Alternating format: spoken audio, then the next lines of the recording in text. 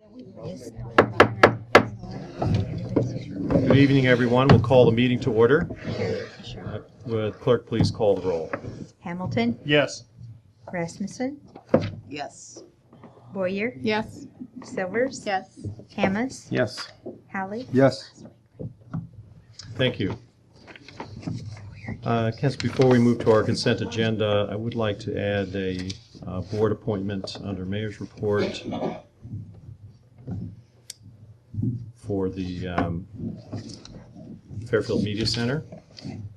Are there any other changes or additions to this evening's agenda? You go to quiet zone report at the end? Oh, we didn't get that on the agenda? All right, quiet zone report, other committees, thank you. Your Honor, I would like to request the tabling of the draft of city code addressing parking on street.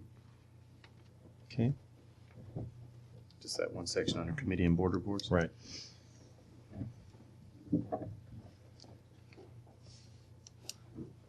Okay, then we'll move to our consent agenda. We have just two items: approval of minutes from the October 8th council meeting and also approval of claims in the amount of $232,383.72. Is there a motion to approve the consent agenda? Move to approve. Moved by Hamilton, Second. second by Boyer. Please call the roll. Hamilton? Yes. Boyer? Yes. Halley? Yes. Revelinsky? Yes. Silvers? I'll abstain on the minutes. Rasmussen? Yes. Hammes? Yes. Thank you. Next, we'll move to our public forum and hearing of those wishing to address the council. The first is Justin Pilkington. Is Justin here? Yep.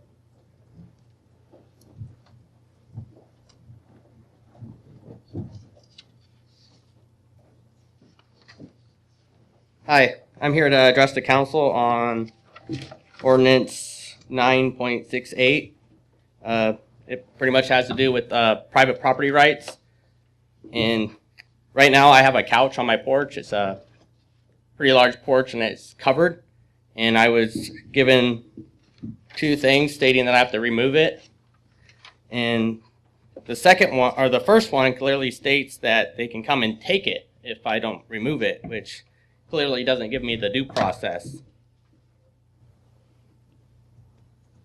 And then I also want to go farther with the amendment rights. In the Fifth Amendment of the Constitution, it actually states there's no loss of life, liberty, or private property without a due process. It also clearly states that citizens have property rights, and I don't believe that there should be an ordinance passed on those kind of rights. I know it's under the nuisance right now, and the nuisance pretty much I would say would represent maybe an eyesore. And if we look at it as like that, I mean, we have to have tolerance of your neighbors' rights, because if we didn't, then no one would have these rights. So, for example, I want a couch on my porch. My neighbor may have tons of toys in their yard because they have kids. Another guy down the street may love working in his garage on hot rods and may have a old 54 Chevy outside that he's going to do something with. To me, those are their rights on their property, their private property rights. And I don't think that we should have a democracy where we're voting those people out. And with the democracy, what happens is that you have certain people voting, and when that happens, it's taking away people's rights because people are voting to take away other people's rights.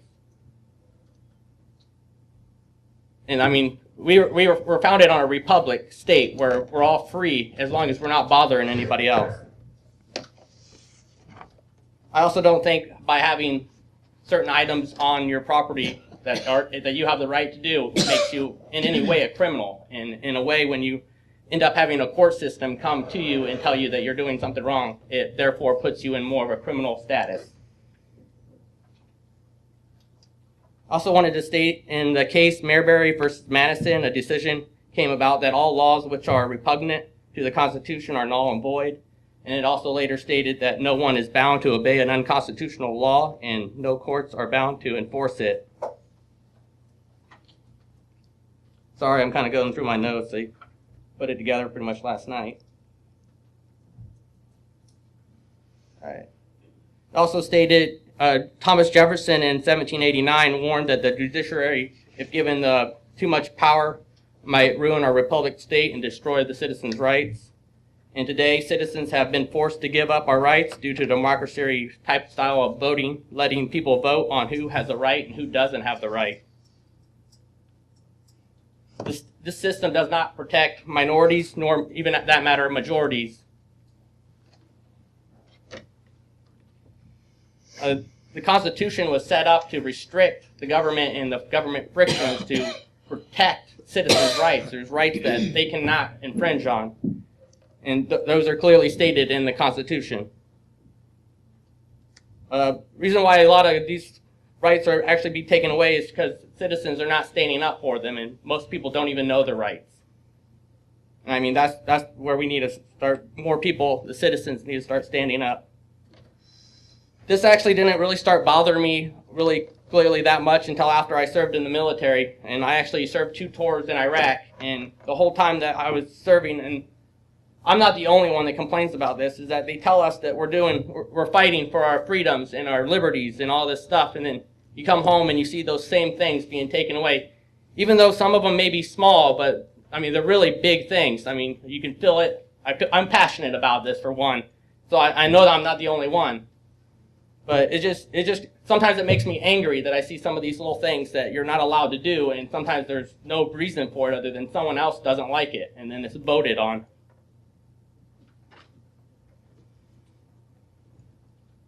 I don't feel that this is legal, and the main thing I think is that we're all sworn in when we take office to uphold the Constitution. I know I was when I served Iraq. I don't know if you guys are here, but I think the main thing is when an ordinance or a code is even considered upon, I think people need to look at it. Is it legal? Is it constitutional? And is it taking away anybody's rights? And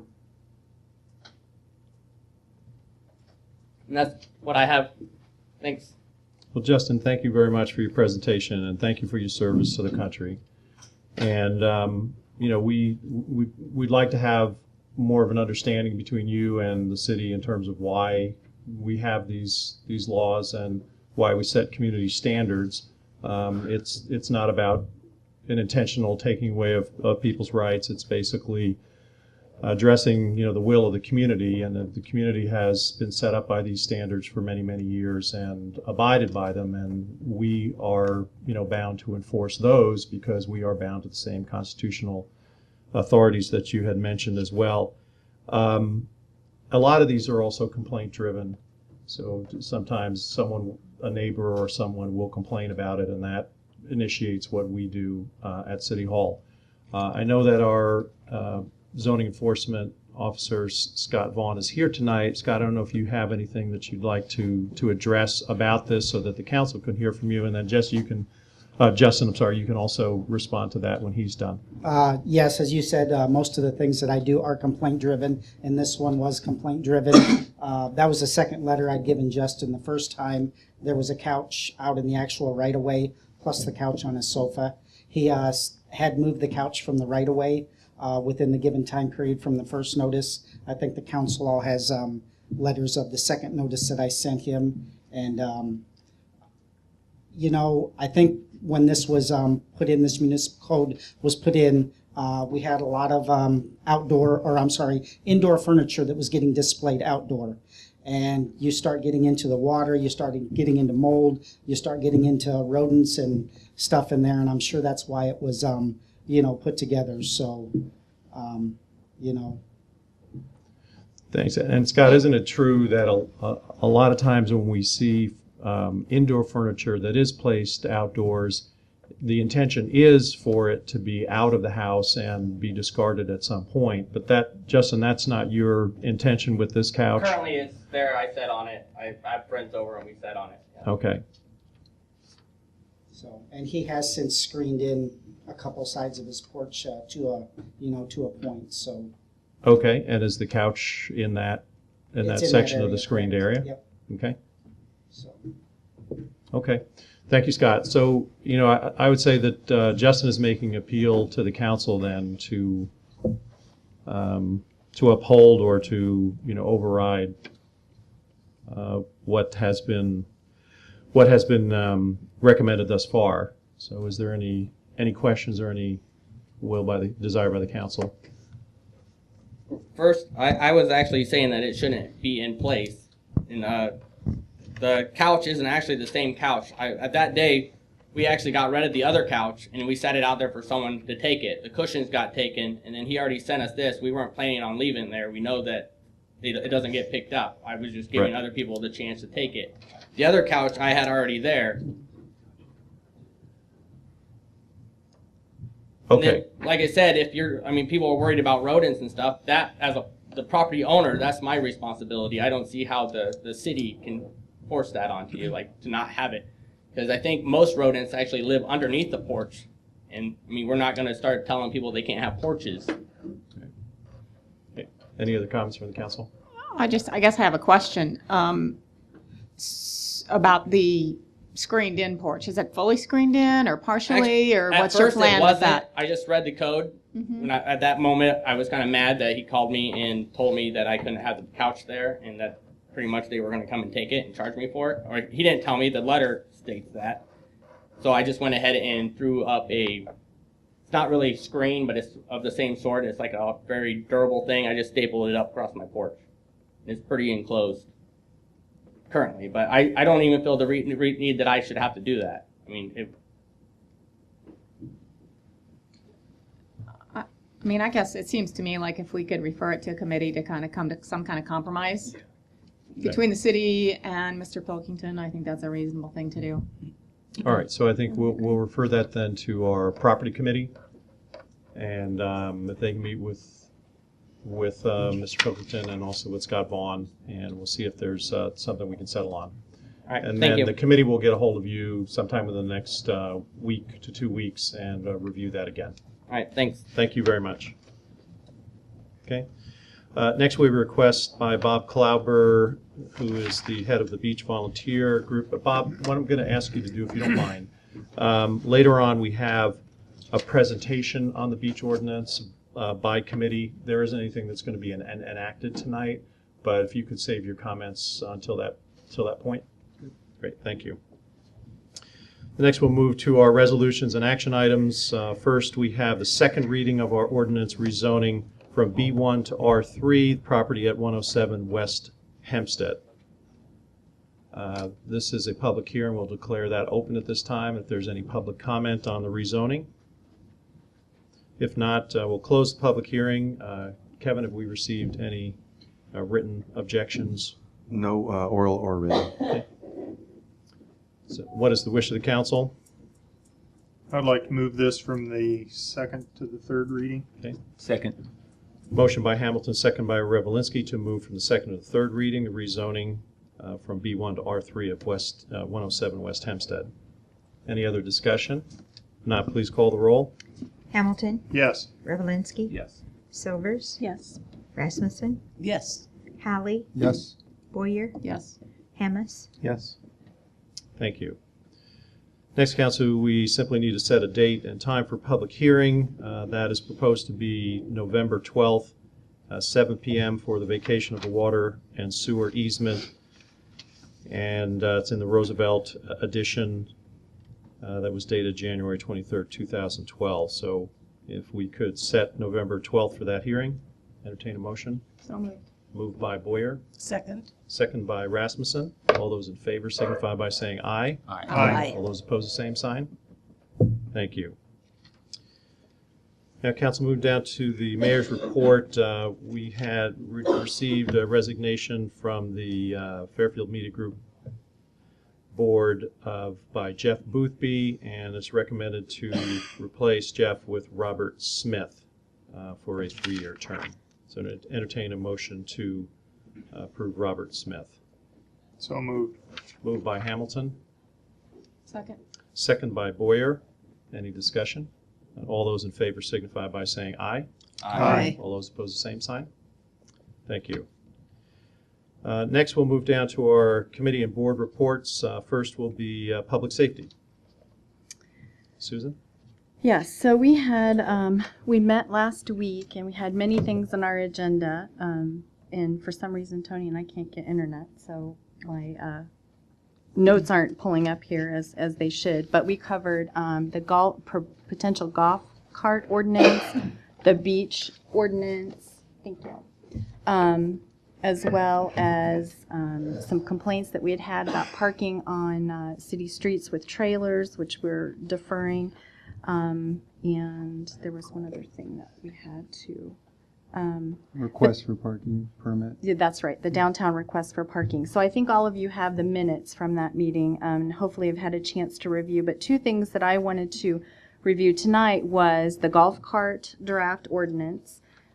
Chief Harvey had brought that to our attention because it was something that had been used several times this summer, and we don't want it to become a private taxi. So, Chief, before I go into some of the details, do you have some comments that you'd like to just share as well? Basically, what I was approached by Tracy Vance and Tom McMahon a couple city councils ago about their desire around the country club not to have to trailer their golf carts when they live a block or two away from the golf course. So we came up with some proposed ordinances allowing them. The way the state code is written is that no golf carts are allowed unless there is a city ordinance passed. So hence, this is why we're doing this. I got a question for you on that, and possibly Attorney Morrissey can answer this better. Aren't those ordinances more specifically geared for use of golf carts inside the city limits as a whole, rather than just restricted to limited areas and limited use, that kind of thing? Darren, they are. You can define it as narrowly as you want to, though. Mm-hmm. It occurred to me probably you'll have a similar request in the Walton Club area because We it's addressed inside the that. city limits. We addressed that. Okay, and I will tell you that 3 of the surrounding towns have them and allow residents to go all over town, so it's going to expand on you. But you control it. Yeah. And I think, if I remember correctly, the state actually prohibits golf carts from being operated on city streets. So we are just actually being more lenient in a way by allowing them in certain areas. Well, I mean, So, the state prohibits it unless you have an ordinance permitting Right. it. So Right. I saw Julie, you shake your head and say, absolutely not. You don't want to see it anywhere outside of a limited area within a country club. Why? Because I think it will impede traffic. It's slower traffic. The other thing is that the Today Show just did a safety study on golf carts that were involved in accidents with cars and the number of fatalities because they don't meet the safety standards as a car. So limit it to a 3-block radius of the country club, and then within the Walton subdivision itself will prevent golf carts being on busy thoroughfares, impeding traffic, and the safety standards, not meeting safety standards. That's the reason behind that. I see. and I think too, you mentioned during our committee meeting that we had several instances where families were using them as taxis. Right. The golf carts should So- be used for golfing purposes only, to go to directly from their house to the golf club, not as an alternate source of transportation. Or driving allow to their them to neighbor's drive. home just because it's easier to jump in the golf cart and go over And there. we restricted it to somebody that was 16 years of age or older, because that way they would have had some type of driver's education. They have to have a valid driver's license. They can't be suspended, revoked, or barred. That's from sun up to sundown. 3-block radius, and they have to go the most direct route. So if, for instance, if somebody would live on East Harrison, they would have to go across D Street right up onto the golf course there. If they lived like on Harrison, pretty much right across the street. Is there a means to license them like a moped? No, there's No. not. We can pass that, make that the requirement. What Tom McMahon did to get around this so he could drive his, because he knew that there was no ordinances that we had, he bought an electric car, and it's mild enough that it will go on the golf course without damaging the golf course. And then it's got the turn signals and everything else. Okay. So I have one comment and one question. I did hear from one person that had the suggestion of just being able to use the cart to go to and from the golf course, but it didn't have a geographic area like 3 blocks. So if they live 6 blocks, they wanted to still be able to. I don't know what their distance was. So that was just, I'm just telling you, that was a citizen comment. The other comment, or I guess question I have, is that, you know, sometimes I see wheelchairs in the street, and I would think that they would be more dangerous than a golf cart. And I know a particular situation where the person has had some physical disabilities, and just to go a short distance, it was easier for someone to pick them up in a golf cart and go 2 or 3 blocks versus having this person get in a car because of their physical limitations. So I guess I'm wondering, how is a golf cart different for someone with physical limitations versus someone who's in a wheelchair with a small moving sign and the, you know, bicycle flag or whatever it's called? I think by the ADA standards that you have to allow them to be able to use that as their primary mode of transportation. So you have to allow them to do that. Mm-hmm.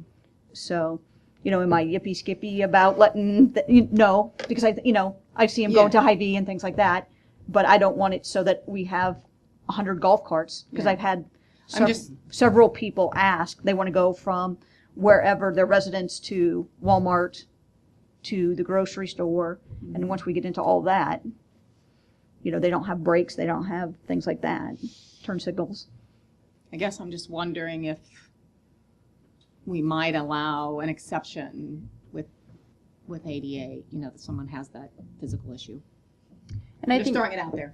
no, I think it's a really good point, and I think I also received the same public comment, which included a comment about licensing or permitting the golf carts as well, so that they could be tracked for, you know, usage back and forth. And it would be nice if we could figure out a way to make that work too. I don't know if we can, but part of the reason for adding both this draft and the beach draft to the committee reports and discussion was I felt these two things were big enough that the full council should weigh in before we really go into the public hearing process. So any feedback, comments, completely welcome. Well, I make a comment, and Julie, I respect your opinion. I would personally research a little bit what is the experience of other communities who have it legal.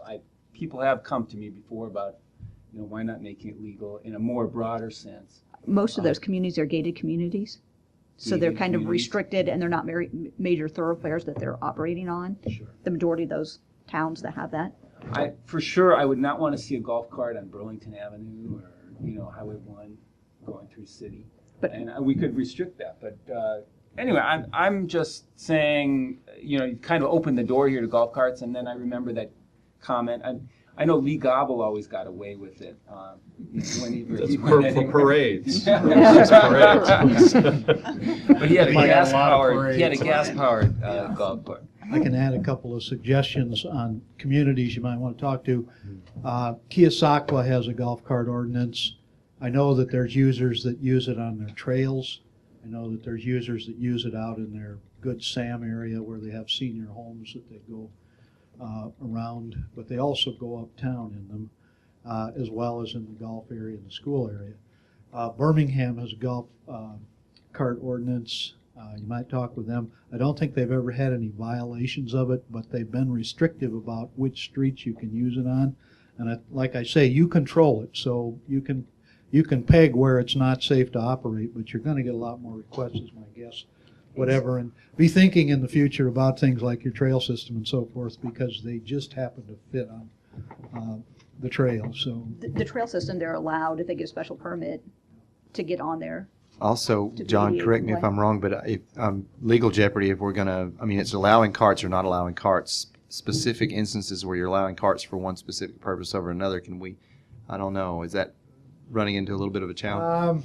I think Julie's done her homework on ADA and things like that, so we're probably not discriminatory, but you have to have a rational basis like you do with all your legislation as far as who you restrict and who you don't. So if it's not safe to operate there, that's a pretty good rational reason for restricting it. But you'll probably have a lot more requests for other areas that when you see the way it would work and the limitations of that area, they're just there. I can think about in the western part of town and the senior housing in areas like that where you're going to have people asking more and more probably. All right, thank you, John.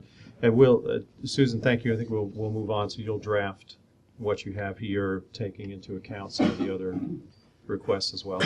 Yes.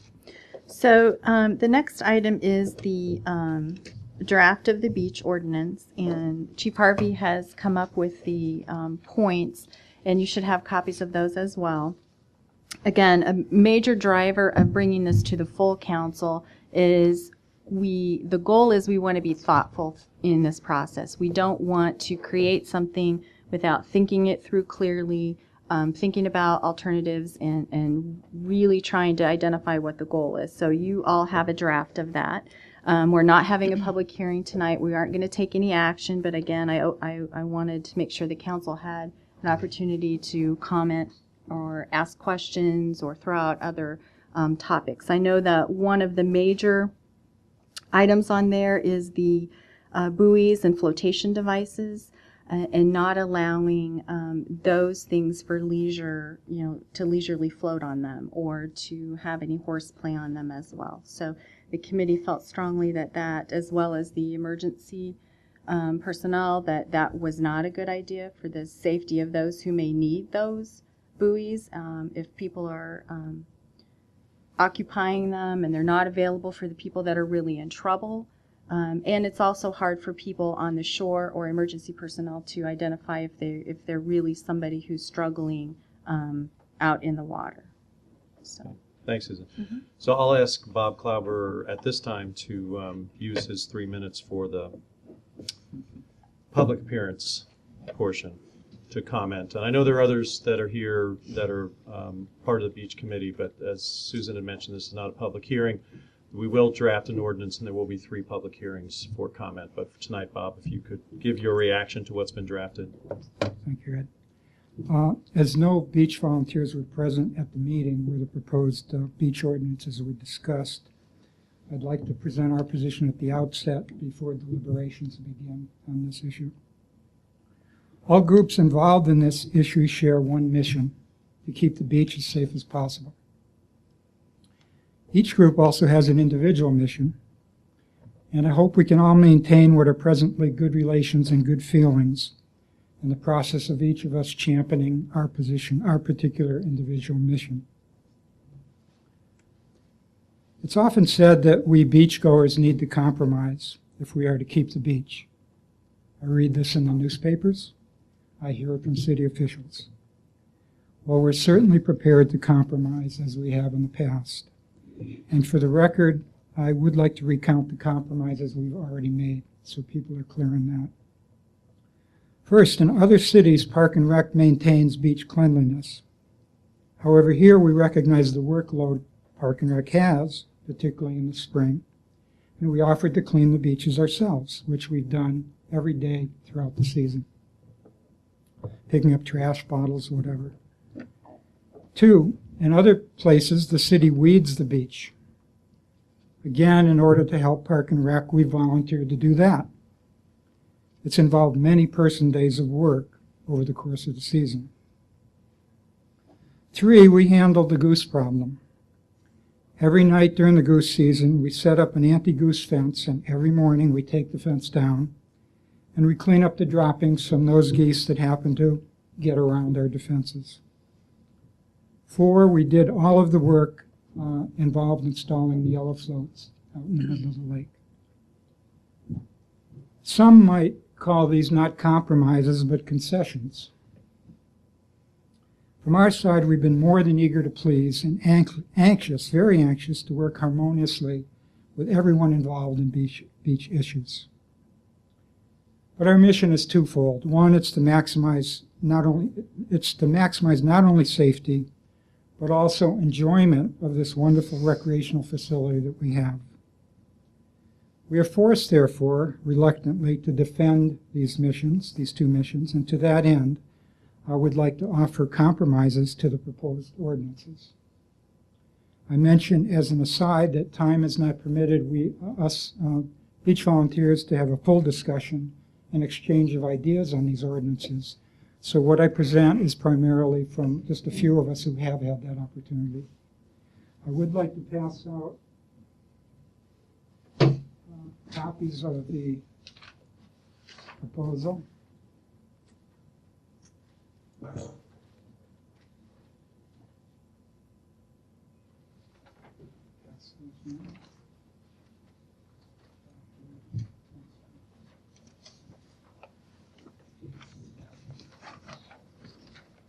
First, of the 8 proposals, at this point, we believe that 1, 6, 7, and 8 are fine. They're acceptable.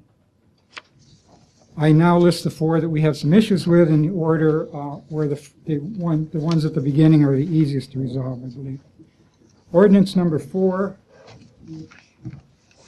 just for review, is that the beach may be closed for swimming at the discretion of the Park and Rec Director for safety or health reasons. Our position is that in the past, Park and Rec has been eager to close the beach, and we do not wish to have relatively minor incidents used as reasons for doing so. So we'd like to see clear definitions of what constitutes safety and health. We'd also like recourse to appeal any such decision to close the beach to a higher authority in a timely manner. Ordinance number 5, which to review. If I can I interject for just a second, sure, Bob, Susan, just yeah. to address your point in number 4. I think everyone that was in attendance in the August meeting agreed that from that point going forward, we were all going to work together harmoniously. So I think your number 4 point will be addressed with that. Okay, great. Thank you. Ordinance number 5 states that if the water rescue pole or the throwable rescue device, which we will have on the beach next year, are removed, stolen, then the beach will be immediately closed until they're replaced. This is probably de facto will not be a major issue because we plan to have replacements on hand as soon as this happens. Nevertheless, just some minor things here perhaps. We'd like to change the term water rescue pole and throwable rescue device to rescue devices. And we discussed this with Chief Harvey on Friday, and I think that's probably going to be fine. We're not happy with closing the beach for everyone if a single vandal happens to steal the rescue devices. We'd like to see a fine for that we could advertise and put a sign right over the rescue devices that this is the fine for taking these. However, we're open to compromise and discuss this further. I think we discussed that. We've already got an ordinance, a theft ordinance, so that's already in place now, that we don't need to put it in here. Okay. Can we put a sign up that says you'll be fined this much if you take it? Yeah, I mean, it's a standard Okay. fine. Okay, I fine. think that goes through the Great. Park and Rec Board, correct, Derek? The signage would go through, would have to go, I mean, they would have to work with you on that, correct? Absolutely. Okay. No, we've agreed. We've already had meetings about the other signage that we'll be using, so that's taken for granted. Ordinance number 2, which says the swim season will be determined by Park and Rec Director on a yearly basis depending on weather conditions. So we're concerned that Park and Rec has in the past, due to work overloads, understandable work overloads, not opened the beach until late in the spring after many days of warm swimmable weather. And I, being in my position, get beat on by a lot of people. Why isn't the beach open? Why isn't the beach open? So when I turn to Derek and start complaining to him, it's coming from other people through me. The compromise we reached last spring was that the beach would always be open, January, February, every month of the year. So its use would be determined solely by weather conditions and what particular bathers cared to stand, that their own physiology could stand. We strongly prefer this, but again, we're open to compromise and talk. However, as a compromise, we have offered to Park and Rec, and I talked about this with Derek on Friday when we met with Chief Harvey and him. We've offered to help, which has not been the case according to the agreement we've been working under. Help them put in the ropes in the spring if that is deemed a necessity for opening. In other words, if it's determined we need the ropes to open the beach, then we're available to help do that at the earliest possible time so that we can ensure that swimming is available whenever warm weather comes, even if it happens to be the first week of April, which it was this past year. Ordinance number 5 is probably the one that's going to be the most difficult, and that states that, I'm sorry, Yeah, I've it got a should be typographical 3, error right. here. I'm sorry, that should be number 3. Sorry. The key thing here is that the buoys are to be used only by lap swimmers who get in trouble, and they're not to be intended for lounging like swimming pool noodles. Before I start my prepared remarks, I'd just like to address one thing that was said, that there wouldn't be enough room on these buoys. They're like 30 feet long at least, and there's 6 of them. 40 feet long, and there's 6 of them, and I've never seen there not be space there for somebody who's in trouble. Back to my prepared comments. We submit that the buoys, using the buoys for recreation is harmless fun and helps fulfill the mission of Park and Rec, which is to maximize recreational enjoyment. Using the buoys for socializing is probably the most favorite adult activity among adults at the beach. More importantly, we submit that any restrictions inhibiting freedom to use the buoys lead to greater, not lesser danger for the following reasons. First example is myself. I'll be 70 years old next summer, and I'm a pretty good swimmer, and I'm in reasonable shape. I swim to the middle of the lake, and I'm not exhausted, and I'm not in trouble. But I like to do a preemptive rest on the buoys so I don't get in trouble on the way back. If I get exhausted and something happens going back, I might not be able to reach a buoy in time. But by preemptive resting before I'm tired, before I'm in trouble, I would be in violation of the proposed ordinance, and I'd be fined. So doing the safest thing is prohibited, and I ask if this makes sense. There's more on the back side of this paper I just passed out, and I'm almost done. The second example is consider someone in trouble out in the middle of the lake. Because use of the buoys is restricted, no one's hanging around them. No one's available and close by to help. Alternatively, if a number of people are in the area, hanging on, socializing, doing what human beings do, what we like to do, immediate help is available. An officer on shore can do nothing. So the safety conclusion we've reached is that it's safer if more, not fewer people are in the middle of the lake when someone gets into real trouble. Any restriction on buoy usage increases the danger level. With regard to enforcement, how do you tell when someone's in trouble or not? And if you cite them for being in trouble, they can just claim they're not. The courts say you're innocent until proven guilty. How are you ever going to prove it? So I think there are serious enforcement issues as well. And people, I'm certain of this, knowing some of the people I know in this town, will resist an ordinance they feel unjustified. They'll go out there anyway, and they'll challenge you to do something about it. That's not the tact I would take, but I know there are people that would do that. And I ask what harm can come from lounging and enjoying socializing. So the compromise we offer as a possible resolution to this is we simply outlaw horseplay, which I don't think anybody thinks is safe. By that I mean pushing, shoving, that sort of kind of activity, but not harmless lounging. Thank you. Okay. Thank you, Bob. Thank you for giving me more than 5 minutes. Susan, will your committee be meeting again before you finally draft? Absolutely. Draft ordinance? As Okay. I stated before we started this was for discussion purposes only. There was no public hearing, no formal action to be taken. And I just want to be very clear that I did not hold the meeting last week specifically to go around you. I mean, it was a public meeting. It was advertised. I'm absolutely convinced. I'm sorry that you didn't know about it, so I just want to make sure that everybody understands that. So we will be meeting again. I will do my best to try to remember to copy you on the email. I apologize in advance if I don't. Okay, thank you, Susan. Thank you. Good job to the committee on putting together a lot of good points, and I thought Bob had a lot of good input too. It'll be interesting to see how it all comes together. Had that.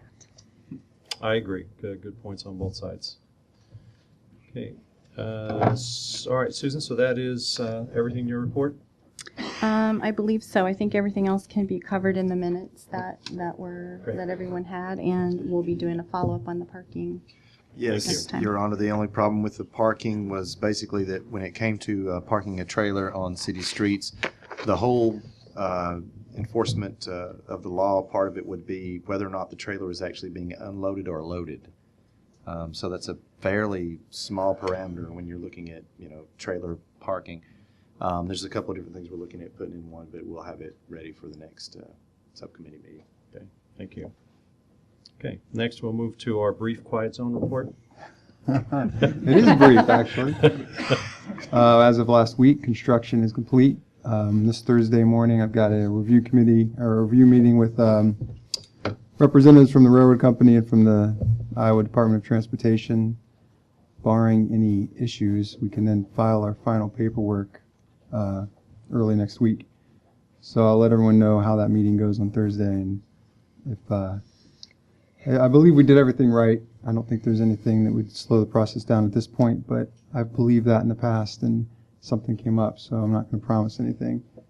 But we're looking good. Great, thanks, Michael. Question, Michael? Yep. So once we're in the position to file our final paperwork, then what? How long before we actually don't hear a horn? From the day that you file, which I'm planning to do next week, it's 21 days. I see. And then the quiet zone is established. So, again, barring any issues, before Thanksgiving would be the soonest. I had one question for the mayor. Is the painting meeting your expectations? You know, honestly, because I was out of town last week, I haven't driven at night yet. So tonight I will. There you drive go. On them your way and let home, you know. you can. In daytime, they look pretty well ornamented, and I think we'll see if the reflectors come through. But yeah, Also, yellow very stripes. different, very much so. There are yellow stripes before you get to the median itself, kind of giving you a heads up. Yeah, a couple of those yellow stripes, I'd just like to know who did the measurements on, because some of them look like they go straight off of the barrier, some of them look like they maybe go. It was artistic. Am I the only one who sees that? They didn't look like they were very straight. We're going to say yes. I think it's Okay. important, it's important to note, though, that even after the establishment of the quiet zone, there may be a horn go off upon occasion. Sure. There will obviously be a good reason for that, but if they are going off more than any average amount, or obviously for not some pertinent reason, I do have Michael Halley's phone number for everyone. Yeah. So I thought you were going to say that you were going to take care of it. Actually, yeah, I was warned by our FRA rep who said sometimes the engineers, they've been doing this for decades, and they just, out of habit, will forget, and then they'll remember like halfway through town. So if that happens, we make a couple phone calls and get it cleared up. Okay. Thank you, Michael, for the report. So we don't have any other business in open session. We do have a closed session according to Iowa Code Section 21.5 1J, and that is to go into a closed session to discuss real estate matter involving the city. So I'd entertain a motion now to go into closed session. So moved. Moved by Revelinsky. Second. Second by Rasmussen. Any discussion? Not all those in favor signify by saying aye. Aye. All those opposed, the same. Thank you, everyone, for coming this evening. We will be going to closed session and then